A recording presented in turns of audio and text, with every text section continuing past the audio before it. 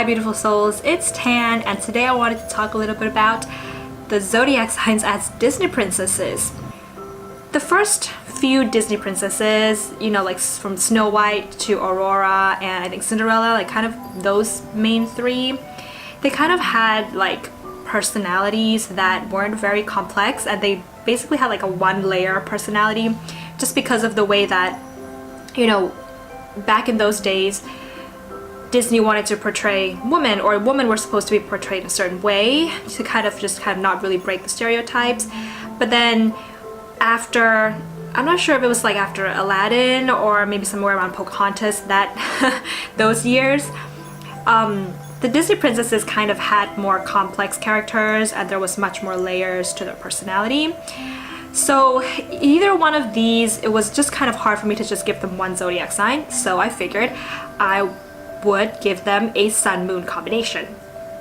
So yeah, that's kind of what I wanted to do today, is have a look at each of the Disney princesses and then give them a sun-moon combination and if possible a rising sign.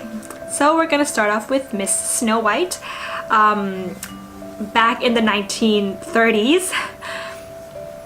So Miss Snow White is obviously seen as a very, you know, beautiful girl,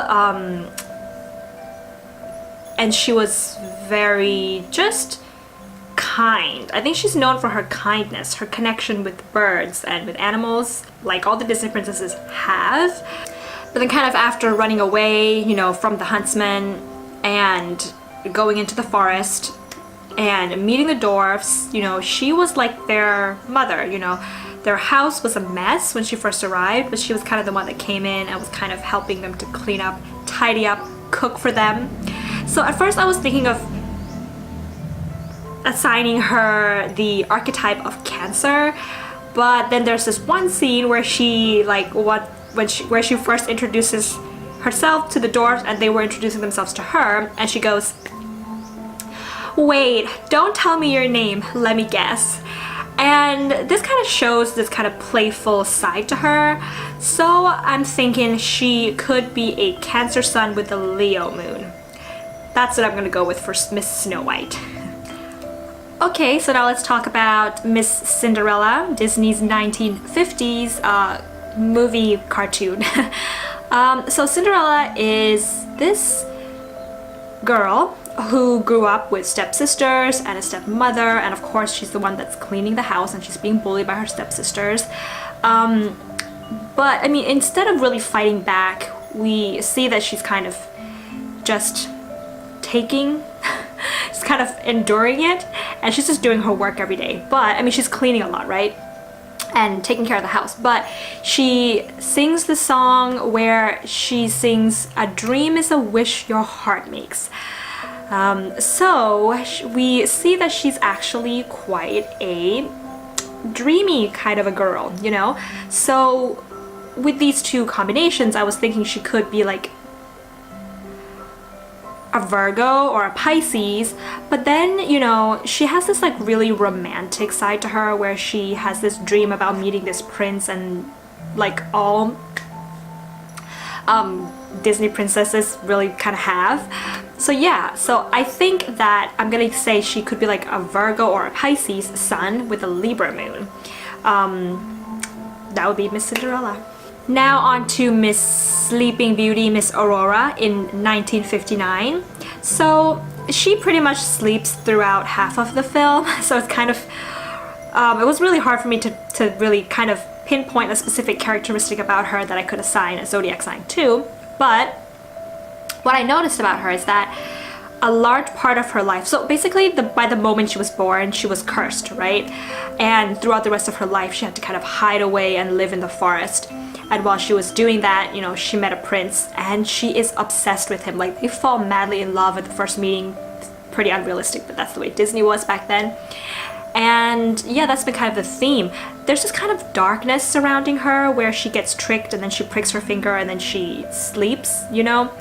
So with all of this, I see her as either being like a Taurus sun with a Scorpio moon or a Scorpio sun with like a Taurus moon. Alright, so I feel like those three Disney princesses were kind of just they were very similar kind of in their characteristics, just because of the, like I said before, like the stereotypes surrounding women, and then their characters were very simplified and there was not much of a layer to them. But now we get onto Miss Ariel from Little Mermaid. So we can kind of see Disney trying to give like more of a moral or a message, starting from The Little Mermaid onwards, though their morals of the stories are a little bit questionable, because Ariel does see this, she's a mermaid and she sees Prince Eric, who is a human being, and she falls madly in love with him to the point where she would do anything just to be with him. Like, she would just do anything just to be in his world, right? Part of your world. So she would even sacrifice her voice just to have legs. So I think what Disney was trying to do was that they were trying to kind of portray the theme of, you know, self-sacrifice or sacrificing for a loved one. However, I feel like Ariel is a bit of a toxic.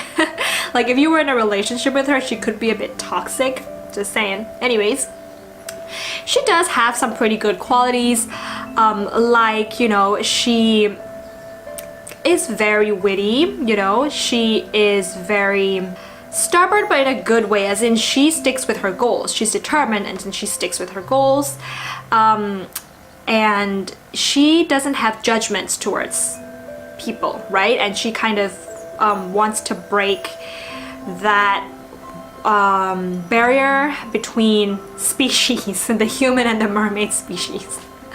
So I kind of feel like Ariel could be a Taurus with a Leo moon and a Gemini rising. And the reason why I think this is, I feel like she does have this kind of, I'm not gonna say materialistic side to her, but she does love a bit of luxury, she likes to collect things. But it's more about what she's willing to do for the ones that she loves. And we've got this fixed Taurus, fixed Leo, who would just do anything for the ones that they love. But then she also has this kind of very restless nature, curiosity, very curious nature about her, where she really wants to know about human beings. So that's why I'm giving her a Gemini rising. I also think another option for Ariel could be a Libra sun with a Leo moon and a Gemini rising, for the fact that she, you know, she almost has this want to merge with somebody else. You know, she wants to be in this partnership, in a relationship so much that I think she could also be a Libra sun.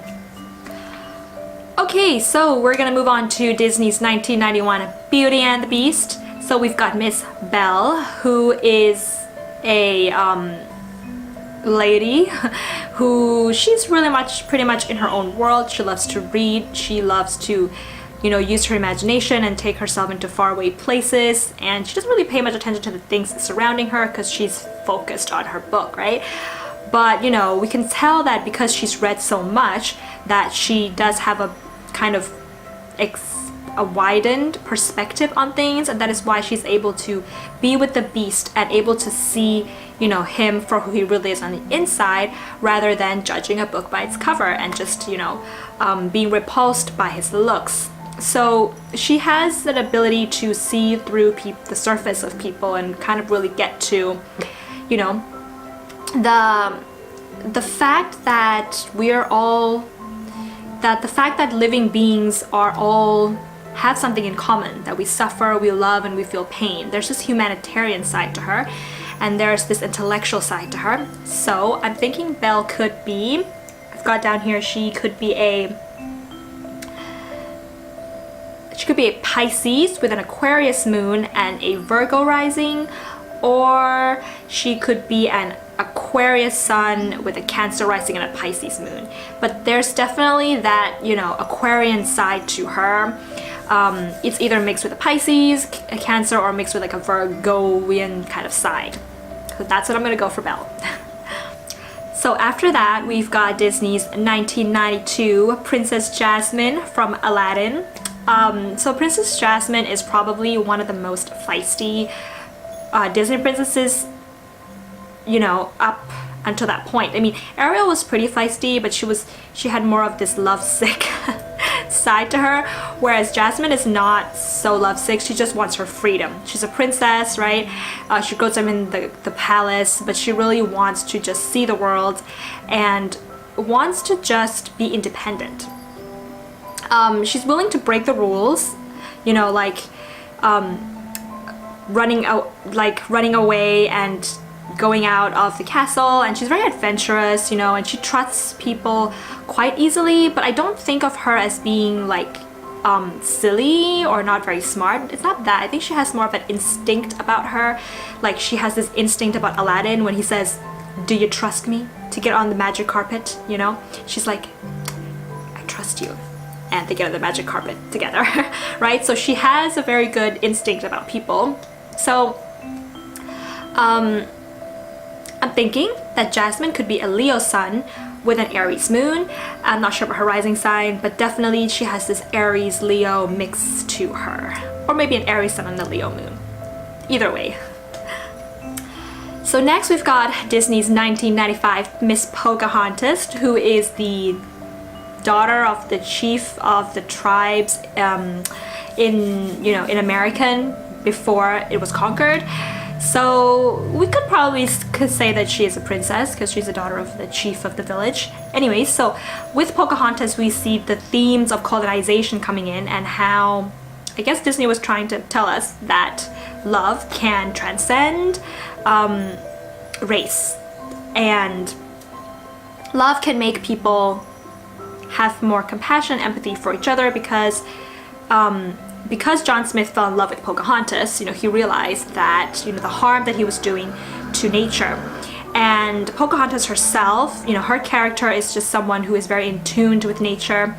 You know, she has this spiritual connection to Mother Earth, and she is very free-spirited and much like a gypsy. So I would think that Pocahontas would be a Sagittarius sun with a Pisces moon, and she may have a Taurus rising, because I kind of see her outer personality as being pretty calm and just unmovable. But of course she has this free-spirited side of her where her Sagittarius sun and her Pisces moon comes in. But then also because Taurus is one of the earthiest signs in the zodiac, and her connection to Earth, but it's a spiritual kind of connection to Mother Earth, gives me this kind of vibe that she's got a Sagittarius Taurus mix in there. Next is Disney's 1998 Miss Mulan, who is the daughter of, well, of this just a typical kind of, you know, family in China back in the days, and her father had to enlist as a soldier for war, but he's injured and he's kind of very old. So Mulan herself, not having ever felt like she really fit in and she could ever meet the expectations of her family, you know, when she sings, "Who is this girl I see?" Right? She looks at her reflection and she's like, "I don't recognize my own reflection. I can't be what, you know, my family wants me to be." I think in a way the theme of Mulan is that there is no limit to who you can be, you know. She couldn't find herself, her identity in the confines of her society, but she could find herself, you know, being somebody who is, you know, willing to do anything for the honor of her family, and she has, you know, integrity about her and a bravery about her. Which that is who she found herself to be, like who I think the message here from Mulan, well, you know, the lesson that Mulan is supposed to learn in her life is that she could be who she really is when she stops labeling herself, and when she really gets in touch with her, you know, the essence of herself. So okay, so I really see Mulan as being maybe a Scorpio with an Aries moon, or she could also be a Capricorn sun with an Aries moon and maybe like a Cancer rising, for the fact that she, you know, she does have this side to her where she really, I see this Cancer Capricorn opposition in her where she would defend her family, you know, but at the same time there's this kind of bravery about her. So I'm gonna add the Scorpio and the Aries to her character. Oh, next we've got Disney's Princess and the Frog. So we've got Miss Tiana. Now I absolutely love what Disney has done in this film. So I think, you know, from Pocahontas to Mulan and then to The Princess and the Frog, you know, the complexity of the characters and the themes that is imprinted within the story has improved so much. So with Miss Tiana, we have a girl who grows up in an ordinary family, and her father has had this dream in New Orleans, by the way, I forgot to mention, in New Orleans. So her father's got this dream to start a restaurant, right? But he eventually passed away, and she wants to be the one to make this dream come true for her and her father and her family, and just kind of, you know, it's this, I think I can feel a sense of like sentimentality or nostalgia within Tiana, whereas she wants to make the dream come true, but it has to do a bit with nostalgia. And she's very ambitious, you know, she spends her whole 20s, her teenage years in her 20s, working just to save money to open up this restaurant. But, you know, she's faced with this, you know, she meets the frog Prince Navid, and she falls in love with him. So she kind of meets this theme of, you know, you need to get what you need before you can get what you want. And what she wants is the restaurant, but what she needs is love. So, you know, she's faced with the conflict of having to balance these two things, that she cannot just go ahead and get what she wants and completely neglect what she needs. So this is an amazing theme that Disney has come up with The Princess and the Frog. So, you know, with this character of Tiana being ambitious, but, you know, having to achieve this balance and not being completely ruthless, you know, with her dreams, I think she could possibly be a Virgo sun, a Taurus rising, and a Capricorn moon. So all the earth signs within her sun, moon, and rising, because of the fact that she works so hard and her determination and ambition, and the fact that she might, you know, overlook the closest people to her to achieve her dreams. Not saying that the earth signs will do that, but there is a potential that they could do that. There is a, you know, possibility that they could do that, because of the fact that Earth is so stable and determined. Another possibility could be that she could be a Capricorn sun with a Cancer rising and an Aries moon, because we also see that she has this dream, okay, this goal, and I'm running out of batteries, so I'm gonna pause this for a minute. Yeah, so she has this goal to start a restaurant ever since she was young, and she sticks with this goal, and there's only very few signs that do that, and Aries is one of those signs that is able to stick with a goal throughout the rest of their life. So she could have an Aries moon as well.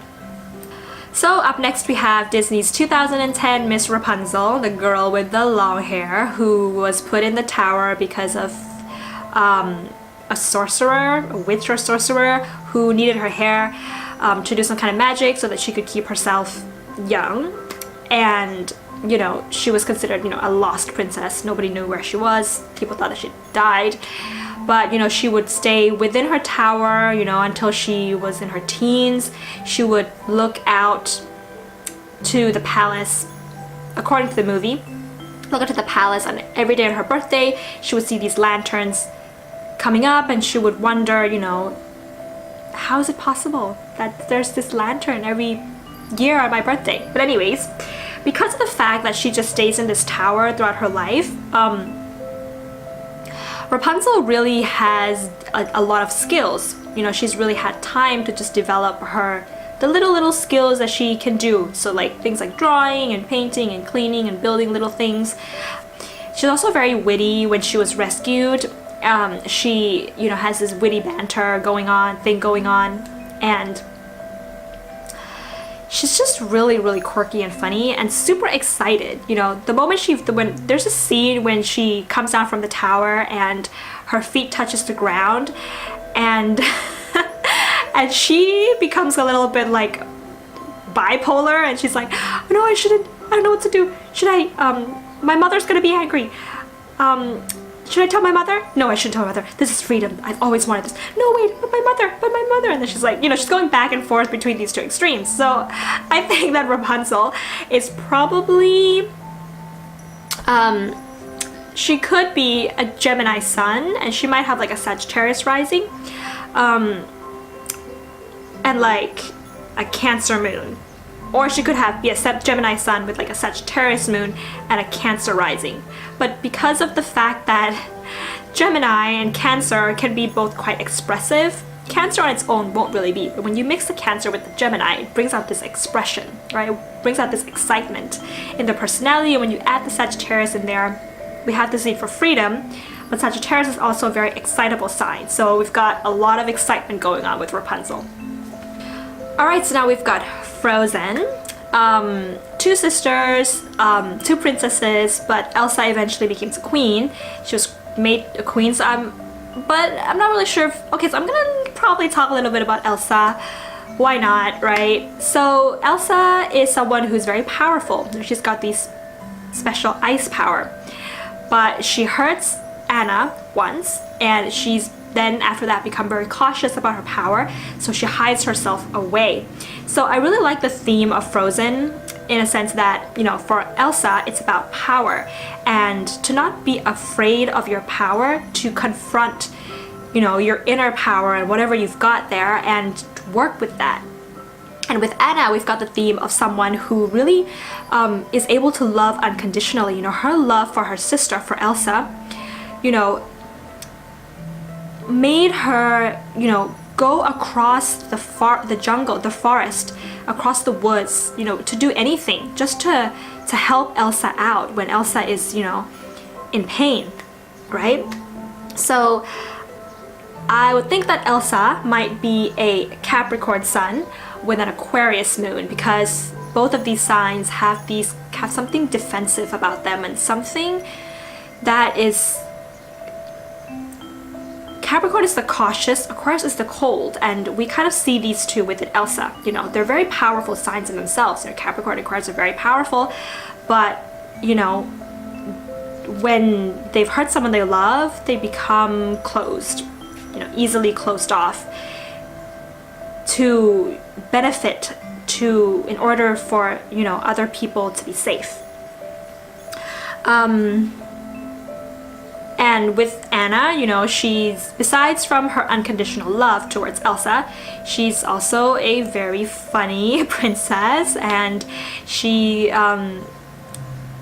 naive in her ways. You know, she meets, I think, a prince from another kingdom for the first time, and she thinks they're gonna get married. And Elsa's like, Anna, what do you know about true love?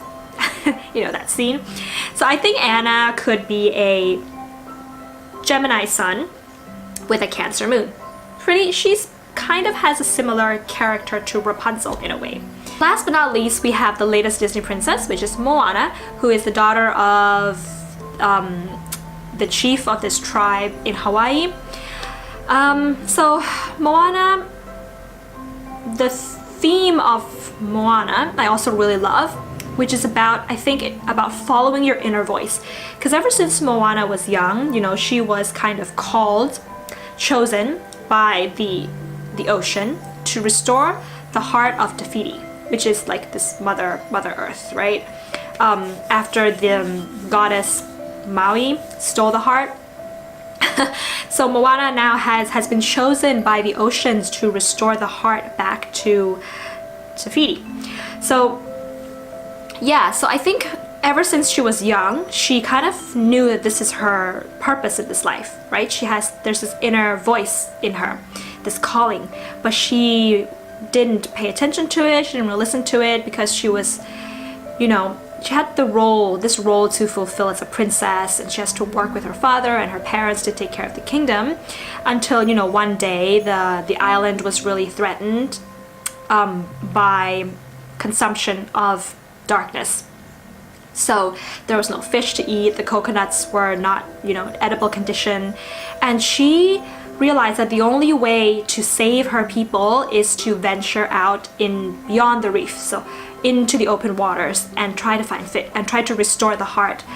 Not to find fish. At first she wanted to find fish, but then later on to restore the heart back to Mother Earth so that, you know, we can have fish again. Despite her father's warnings